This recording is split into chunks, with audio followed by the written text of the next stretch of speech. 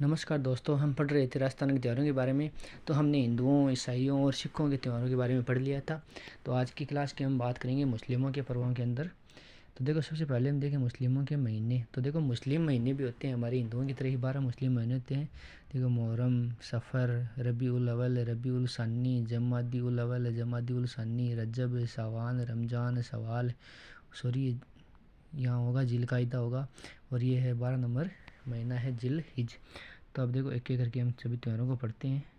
तो सबसे पहले हम पढ़ेंगे मुहर्रम माह के पर्वों के अंदर। तो सबसे पहले देखो, मुहर्रम माह के अंदर आता है ताजिया। इसे ताजिया या फिर मुहर्रम कहा जाता है। तो ये ताजिया मुहर्रम पर्व आता है, मुहर्रम माह की 10वीं तारीख को मनाया जाता है, और ये शौक का पर्व होता है। और इस दिन तस्वाद अंदर बदला जाता है, और बाद में सर्वप्रथम ताजी जुनेद खाने निकाले थे। उसके बाद आता है सफ़र माह का त्यौहार। तो देखो, सफ़र माह के त्यौहार के अंदर कौन सा आता है। तो सफ़र माह के अंदर आते हैं चेहलुम। ये चेहलुम आता कब है। तो ये सफ़र माह की 20वीं तारीख को मनाया जाता है, और इमाम हुसैन के 40वें की याद में है चेहलुम का पर्व मनाया जाता है। उसके बाद आता है रबी उल अव्वल का महीना। तो रबी उल अव्वल के महीने के अंदर ईद उल मिलादुन नबी या इसे 12 वफ़ात भी कहते हैं। तो ये आता है रबी उल अव्वल माह की 12वीं तारीख को।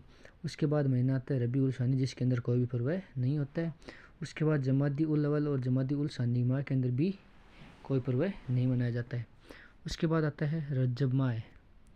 उसके बाद आता है रजब माह। तो देखो, रजब माह के अंदर त्यौहार आता है ख्वाजा साहब का उर्स बढ़ता है। यानी कि रजब माह के अंदर ख्वाजा साहब का उर्स बढ़ता है, जो कि अजमेर के अंदर है। यानी कि ख्वाजा साहब का उर्स अजमेर के अंदर बढ़ता है रजब माह के अंदर। तो ये रजब माह की 1 से 6 तारीख के बीच ख्वाजा साहब का उर्स बढ़ता है, और ये भारत का सबसे बड़ा उर्स है। यानी कि ख्वाजा साहब का उर्स भारत का सबसे बड़ा उर्स भी है।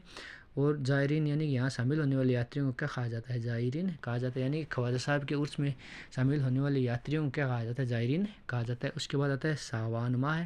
तो सावन माह के अंदर एक पर्व आता है शब बारात। तो ये है सावन माह की 14 तारीख को मनाया जाता है। उसके बाद आता है रमज़ान माह। तो रमज़ान माह देखो, सबसे पवित्र महीना, यानी कि मुस्लिमों का सबसे पवित्र महीना कौन सा है, रमज़ान माह।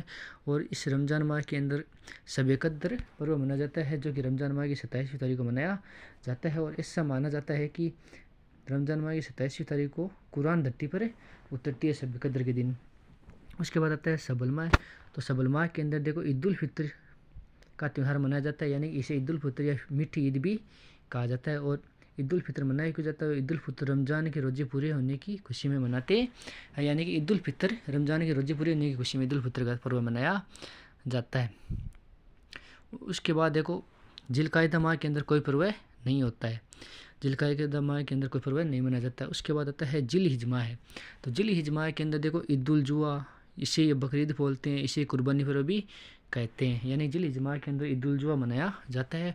और ये ईद उल जुहा मनाया क्यों जाता है, तो इस दिन पैगंबर इब्राहिम ने अपने पुत्र इस्माइल की कुर्बानी दी थी, जिसकी याद में यह पर्व मनाए जाते हैं। यानी कि ईद उल जुहा इसलिए मनाया जाता है क्योंकि इस दिन पैगंबर इब्राहिम ने अपने पुत्र इस्माइल की कुर्बानी दी थी, जिसकी याद में ईद उल जुहा का त्यौहार मनाया जाता है। उसके बाद आता है शक्कर पीर बाबा का उर्स। यानी कि शक्कर पीर बाबा का उर्स बढ़ता कहाँ पे है, तो ये शक्कर पीर बाबा का उर्स नरहट झुंझुनू के अंदर बढ़ता है। और ये शक्कर पीर बाबा का उर्स भाद्रपद कृष्ण अष्टमी को बढ़ता है। शक्कर पीर बाबा को बांगड़ का धनी भी कहते हैं, और नरहट पीर के नाम से भी जाना जाता है। उसके बाद आता है पीर फखरुद्दीन का उर्स। और ये पीर फखरुद्दीन का उर्स बढ़ता कहाँ पे है, तो यह बढ़ता है गलियाकोट, जो कि डूंगरपुर ज़िले के अंदर स्थित है। और ये पीर फखरुद्दीन का उर्स माही नदी के किनारे बढ़ता है, और यहाँ पे दाऊदी बोहरा संप्रदाय की पीठ भी स्थित है। उसके बाद आता है फखरुद्दीन चिश्ती का उर्स। यानी फखरुद्दीन चिश्ती का उर्स कहाँ पे बढ़ता है, तो ये फखरुद्दीन चिश्ती का उर्स बढ़ता है सरवाड़, जो कि अजमेर के अंदर स्थित है। उसके बाद देखो संत तारकिन का उर्स। और ये संत तारकिन का उर्स बढ़ता कहाँ पे, नागौर के अंदर। और ये संत तारकिन का उर्स राजस्थान का दूसरा सबसे बड़ा उर्स है। धन्यवाद। तो हमारे सभी राजस्थान के त्यौहार आज कंप्लीट हो गए हैं।